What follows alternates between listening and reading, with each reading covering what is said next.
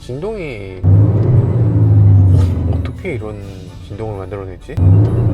잘 만들었어요. 재미있어요. 일단은 인정. 안녕하세요, 모카 김한영입니다. 오늘 만나볼 차는 KGM 액티언입니다. 액티언이라는 자동차는 아마 이제는 많이들 익숙하실 겁니다. 저희 시승기도 이미 나갔잖아요. 근데 지난번에 시승기 나갔을 때 조금 아쉬운 점이 있었습니다. 차량에 조금 문제가 있었어. 그때 말씀드리기로는 다음번에 금방 더 멀쩡한 차를 구해서 다시 시승기를 올리겠다고 했는데, 그로부터 시간이 많이 지나서 이제야 시승기를 올릴 수 있게 됐네요. 여러 가지 장단점이 있지만 그 중에서 좋았던 점은 뭐고 아쉬웠던 점은 뭔지, 이런 것들 간단히 살펴볼 테니까 끝까지 함께 하시죠.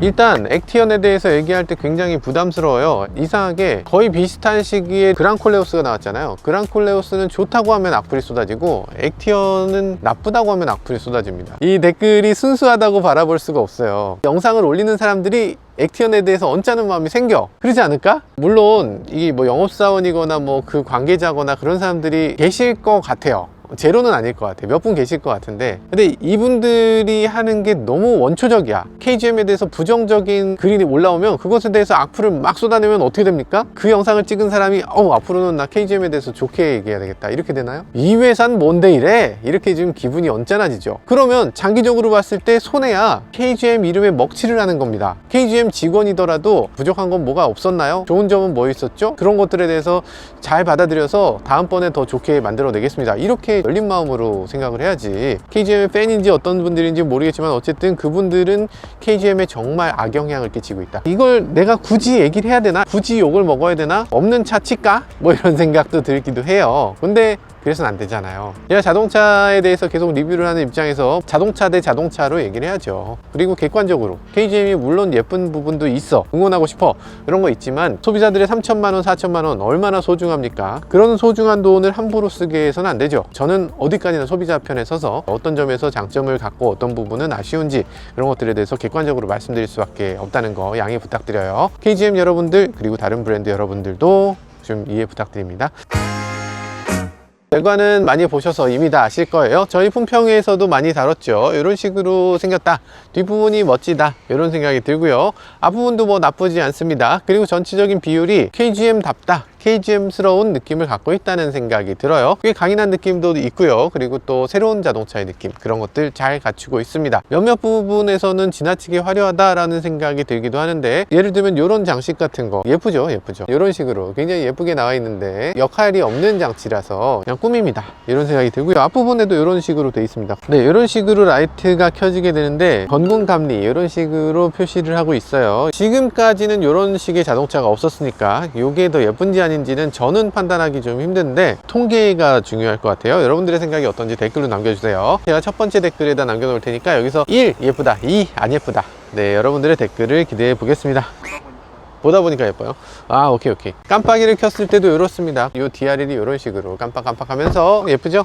뒷부분은 깜빡이 이런 식으로. 이거 당연히 브레이크 램프일 줄 알았는데 브레이크 램프 아니죠. 브레이크 램프는 여기 더 밝게 들어옵니다. 이렇게 브레이크를 밝기만으로 차이를 두는 것보다는 약간의 패턴의 차이도 두는 게 조금 더 나아 보이는데, 어쨌든 그런 식으로 되어 있습니다. 자, 그리고 뒤쪽에서 하이글로시는 되게 천재적이죠. 뒷유리하고 연결이 돼 보여서 하나로 이렇게 커다란 매끈한 느낌이 들도록 하는 뒷유리를 보여주고 있습니다. 그리고 옆을 이렇게 대각선으로 깎아놔서 실제 자동차가 갖고 있는 각보다 더 날카로운 느낌이 들도록 그렇게 만들어 놓고 있어요. 그리고 여기서도 이런 식으로 깎아 놓으니까 이것도 굉장히 샤프하게 보여지기도 하고요. 근데 이렇게밖에 할 수 없었을까 싶은 부분이 하나 있는데, 그게 이 부분 이렇게 떠야 되나? 대각선으로 깎아줬다면 창맞게 만들 수 있었을 것 같은데 다른 차 딱 맞아야지 되지 않나요? 요게 조금 설계에 아쉬운 점인 것 같아요. 이런 것도 재밌죠. 저건 뭔가요? 구멍인데 구멍을 막은 거예요. 여기 왜 나사가 있는가? 옛날 차들은 다 이랬어. 옛날 차들은 다 이랬어요. 문짝도 보면 되게 옛날이죠. 요만한 프레스 한 번에 넣고 딱 찍지를 못하고 요걸 하나 만들고 하나 만들고 하나 만들고 용접하는 형태로, 현대화된 프레스라면 요걸 한 번에 찍었을 텐데 개선의 여지가 좀 있어 보이죠. 이렇다고 해서 나쁜 건 아닙니다. 보기에 조금 안 좋다? 이런 건 있겠지만 어쨌든 품질 관리가 그만큼 쉽지 않은 부분이어서 이런 식이 요즘은 점점 없어지고 있지만 그래도 이렇게 해서 품질만 잘 나온다면 괜찮을 것 같아요. 이 문짝의 마감이라든지 단차라든지 보면 품질 관리 굉장히 잘하고 있습니다. 그리고 주행할 때 기밀성도 굉장히 좋아요.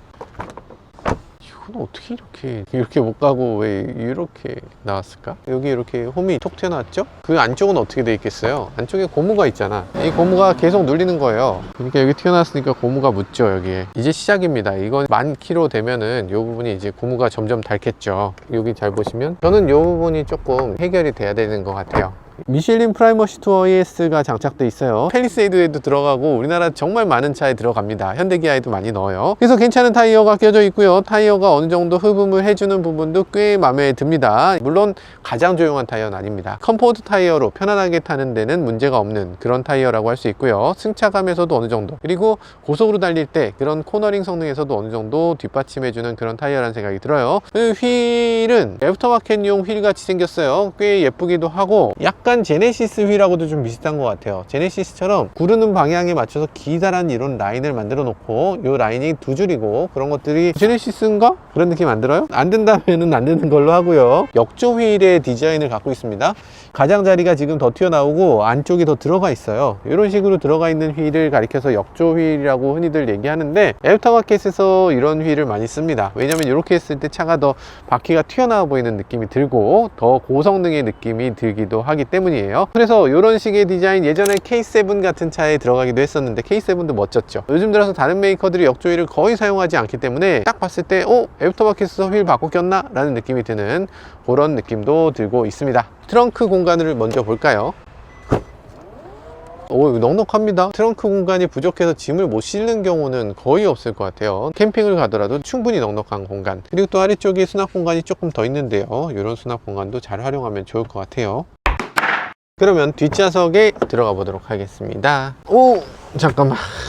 이걸 벌집 매트로 했을 때 차의 고급감을 해친다는 느낌이 전혀 안 드시나? 하긴 그러니까 애프터마켓에서 팔리기도 하는 거겠죠? 근데 어떤 사람들한테는 와, 이 차주 진짜 이상하다 이런 느낌이 들어요. 정말 좋아하는 사람들이 있을지언정 보편적으로 싫어하진 않는 걸 만들어야 되잖아. 이렇게까지 정말 싫어할 만한 요소를 넣는다는 건 조금 이상하다. 시승차에는 적어도 이런 게 없었으면 좋겠다. 발에 이렇게 털고 나면 이 먼지 어디로 가요? 이 벌집 매트 사이로 들어가요. 이 사이로 들어간 거 어떻게 됩니까?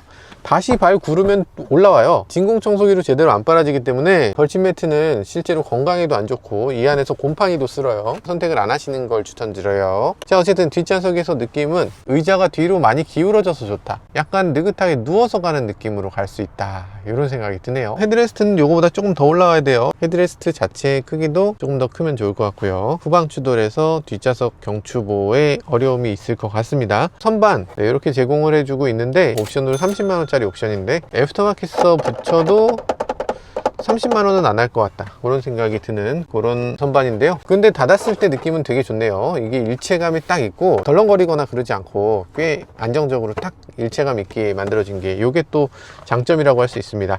어쨌든 이 소리는 좀 안 났으면 좋겠네요. 그리고 뒤쪽에 선스크린도 마련되어 있고요. 나름대로 좋습니다.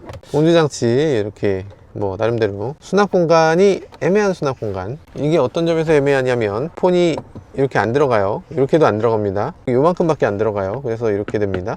약간 더 들어가야죠. 이렇게라도 들어갔으면 좋겠어요. 빨간색 시트 이 부분은 PC방 의자 같아요. 조금 더 고급감이 생겨야 됩니다. 이 빨간 부분이 더 고급스러워져야 되고, 아니면 빨간 의자를 선택 안 하시는 걸 추천드려요. 가죽이면 모르겠는데 가죽이 아니거든요. 레자거든요. 근데 지금 이거는 너무 딱딱해서 저는 핸드폰을 여기다 못 넣겠어요. 스크래치 날 것 같아. 잡지 같은 거 넣으면 잡지가 딱 접힐 것 같은 그런 강도거든요. 그거 좀 아쉬워요. 자, 그럼 앞좌석으로 한번 넘어가 보도록 하죠. 아이폰 16 X인데요. 충전 위치가 달라서 그런지 지금 충전이 안 되고 있어요. 여기 이런 식으로 생겼는데요. 네, 안 됩니다. 공조장치 위치 괜찮아요. 여기도 있고 여기도 있고 요 중간은 그냥 비어 있는 거예요. 실제로 공조장치 아니고 라인을 쭉 이어가기 위해서고, 앰비언트 라이트도 여기서부터 여기까지 쭉 이어져 있는 데다가, 그래서 약간 떠 있는 느낌을 주는 데다가, 여기서 보면 건공 감리에 고내 넣고 일직선으로 쭉 앰비언트 라이트를 이어간 걸 볼 수 있어요. 상당히 화려한 느낌도 들고 밤에도 꽤 멋진 느낌의 인테리어라고 할 수 있습니다. 여기 보면 이런 독특한 수납 공간이 하나 있는데 어떤 용도로 사용해야 될지 잘 모르겠죠. 스마트폰 하나를 못 집어넣는다는 공간이 정말 맞는 건가? 그러면 애초에 디자인을 이렇게 했어야 되지 않나? 굳이 닫을 필요가 있었나? 하는 생각이 들긴 하네요. 가방 같은 거 만들어 보면 아시겠지만 가방에 각각의 수납 공간에 뭘 넣을지를 일일이 넣어 봅니다. 스마트폰을 넣든 뭐 시계를 넣어보든 화장품을 넣어보든 다 하나씩 넣어봐요. 넣어보고 요건 무슨 공간으로 쓰면 좋겠다 하는 디자이너의 의도가 있습니다. 그런데 여기에 요 디자이너의 의도는 뭘까요? 여기다 뭘 넣는 걸 의도하신 건가요? 그걸 좀 분명하게 하나쯤은 좀 해주셨어야 되지 않았을까, 뭐 그런 생각이 들어요. 의미 있게 만들어 주셨으면 좋겠다.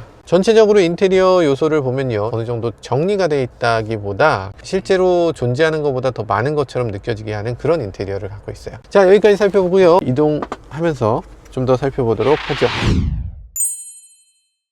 할인 금액 4,200원인데 할인해서 2,100원이 됐습니다. 옛날처럼 저 친환경 차입니다 할인해 주세요 이런 거 안 해도 돼요. 친환경 차는 알아서 친환경 요금으로 계산이 따로 됩니다. 오늘은 뭐 시승이라기보다 맛집을 향해서 가는 거예요. 봉피향 방위점으로 가자. 몇 번째 장소로 갈까요? 첫 번째, 실내가 조금 캄캄하게 나오는 게 좀 안타깝네. 천장도 검정색이고 전체적으로 검정이니까 좀 어둡긴 해요. 그러니까 시승차는 인테리어 컬러를 조금 밝은 걸로 해주면 좋을 것 같아요. 시승차가 어두워 버리면 차의 이미지도 좀 그렇고 사람들이 볼 때 좀 예쁘지 않게 나오니까 좀 더 밝은 컬러의 실내로 환하게 나오면 좋을 것 같습니다. 다른 차 한번 볼까요? 실내가 브라운인 차? 네, 이런 차이가 있어요. 생각보다 정숙하다. 이렇게 정숙했었나? 흡음도 생각보다 잘했습니다. 굉장히 부드러워요. 조용하다는 게 인상적이네. 차가 공회전이 정말 조용하고요. 저속에서 움직일 때, 서울 시내 어지간하면 저속으로 움직이실 거잖아요. 이때 저속에서 너무 좋습니다. 너무 부드러워요. 유리도 이중 접합 유리를 사용하고 있어요. 중간에 흡음 필름이 들어 있습니다. 이런 것들도 굉장히 좋은 지점이고요. 그리고 곳곳에 흡음재가 들어갔는데 흡음재를 아주 적극적으로 써서 차가 정말 정숙하게 느껴지도록. 공회전 소리가 거의 안 들려요. 조용하다. 그죠? 정말 조용하죠. 그래서 저속으로 갈 때 너무 좋고, 깜빡이 소리가 상대적으로 큽니다. 옛날 같으면 깜빡이 소리 원래 되게 작은 거였잖아요. 찰칵 찰칵 하는 릴레이 소리, 실제로 어쩔 수 없어서 나는 소리였는데 그걸 전동화하면서 소리를 임의로 또 내줘야 되는 그런 상황이 됐죠. 옛날에야 어쩔 수 없이 작동하는 작동음이 있었으니까, 그러니까 그게 그런 소리가 났던 거지, 요즘은 그런 소리 필요 없어 하면서 자유롭게 소리를 만들어낸 거죠.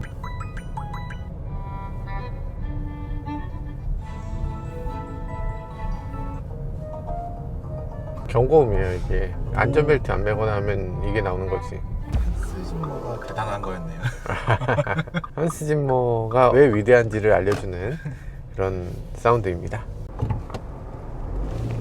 야, 여기 출발할 때 묘하구나. 자, 그럼 가속 느낌을 살펴보겠습니다. 자, 출발할 때 느낌은 조금 튀어나갑니다. 요거 익숙해지는 게 쉽지 않으실 것 같아요. 지난번에 시승도 해봤고 해서 금방 익숙해질 것 같은데, 아마 이 차를 처음 모시는 분들은 차가 튀어나가는 느낌이 든다, 이렇게 아마 얘기하실 것 같습니다. 그러니까 터보렉이라는 게 확실히 느껴지는 자동차입니다. 가속 페달을 밟으면 가속이 안 되다가 이렇게 가속이 돼요. 독특하다고 느끼시는 분들이 많을 것 같고, 차가 소리에 비해서 이 가속 페달 밟았을 때 소리가 상당히 증가하는데 그에 비해서 정말 가속이 잘 되는 차라고 할 수 없어서 요거보다 조금 더 세면은 더 즐겁겠다.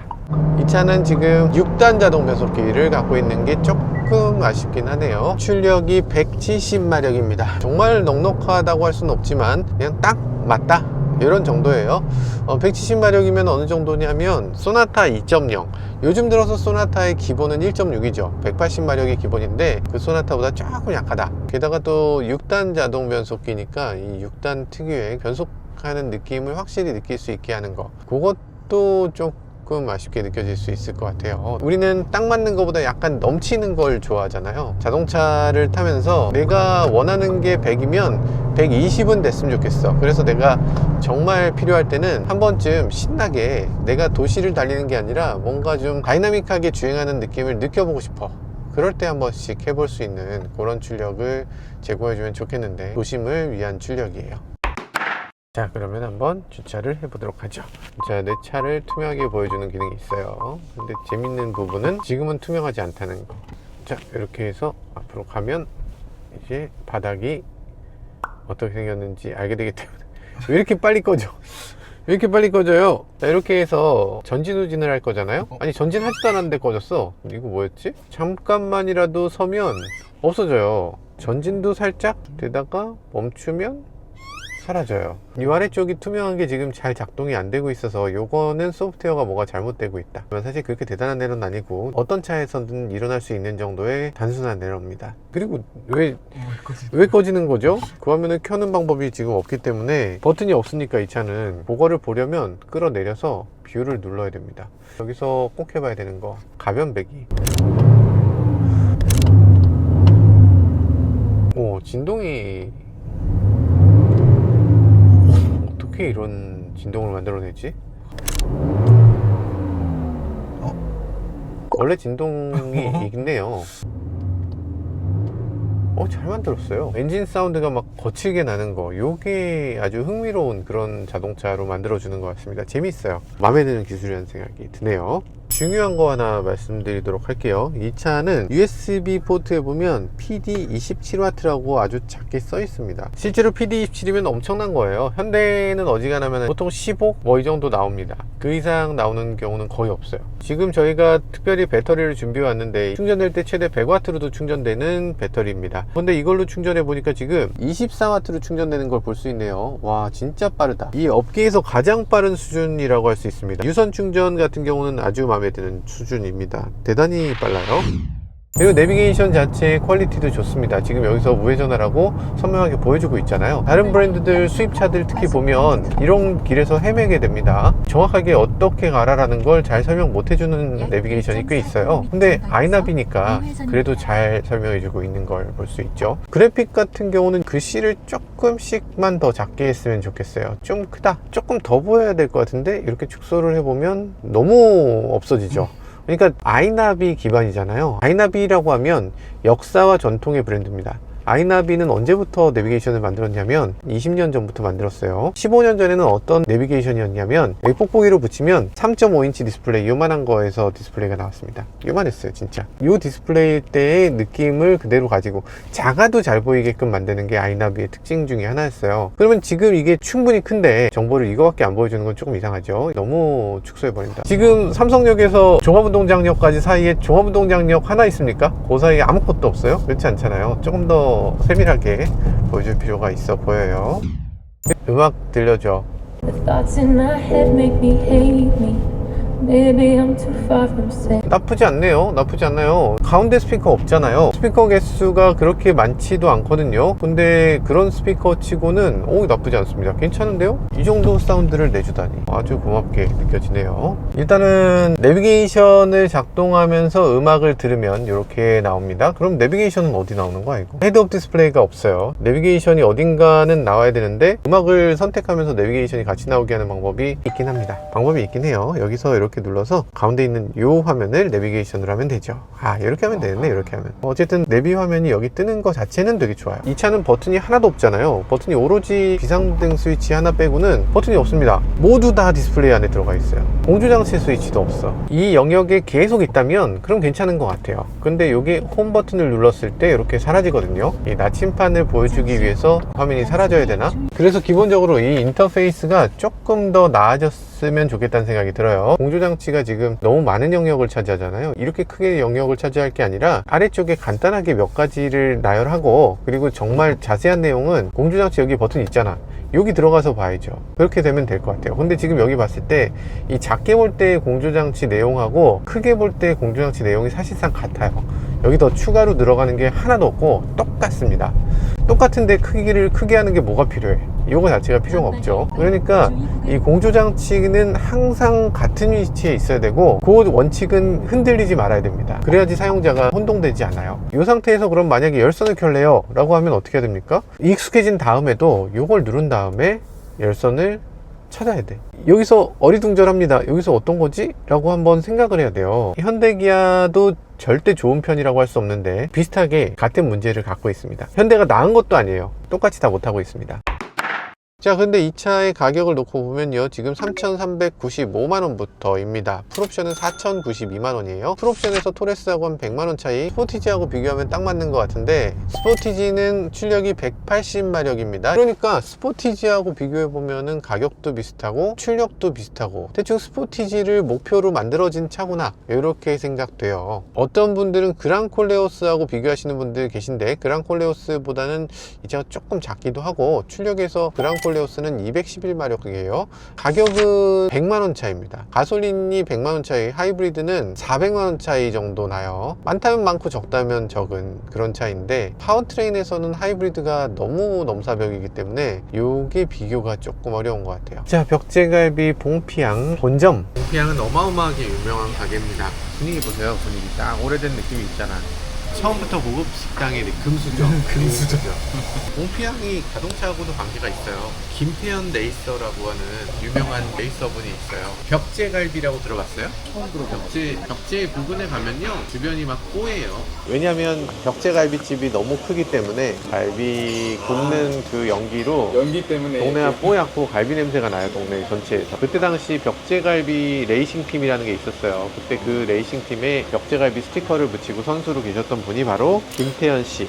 그분이 벽제갈비 회장님이시고 얼마 전에도 자동차 무슨 쇼 행사에 출연하시기도 하고 회장님이시면서 이 선수복 입고 막 이렇게 달리고 그러세요. 멋있어요. 멋있는 사람입니다. 양곰탕, 소의 위장 중에 양이라는 부위가 있어요. 곱창 같은 것도 양곱창이란 말 하잖아요. 그 양곱창에 있는 양 맛있어요. 약간 오독오독한 맛이고 좋아요. 이런 것도 주네. 이렇게 수육을 한 2점을 주네요. 2점이요? 봉피앙에서 요게 되게 독특한 것 같아요. 배추절임 같은 건데 봉피앙의 상징 같은 아주 달짝지근한 맛이 나는, 냉면 국물도 약간 달달하고 짜고 달달하고.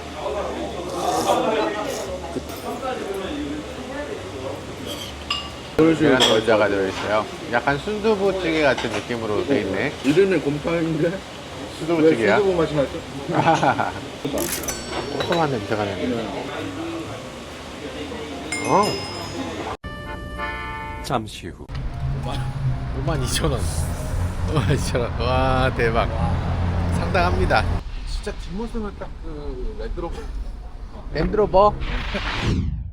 네, 이렇게 간단히 살펴봤는데요. 자동차에 있어서 혁신이라는 것은 무엇인가? 멀리 있는 게 아니죠. 자동차에 있어서 기존까지 생각하지 못했던 방식의 자동차 만들기, 이런 것들을 하는 게 혁신이 아닌가. 그래서 이 액티언이라는 자동차는 토레스에서 몇 가지만 바꿨지만 완전히 다른 자동차로 느껴지게 하는 혁신적인 자동차라는 생각도 들었습니다. 아쉬운 점도 없지 않아 있었지만 KGM이 새로운 시도를 계속 하고 있다. 그리고 앞으로는 더 나아질 가능성이 보인다. 이런 점에서 이 액티언의 가치는 높이 사야 될 거라는 생각도 해보게 됐습니다. 지금까지 저는 모카 김한영이었습니다. 감사합니다. 구독자님들 모두 여기 모여봐. 두 명의 목표와 우리 각자 때문에 이 자리가 끝까지 왔어. 정말 감사해. 보답할게 약속해. 너희들 평생 즐겁게 해줄게. 해. 이 리듬 속에 우린 모두 웃자. 모카와 함께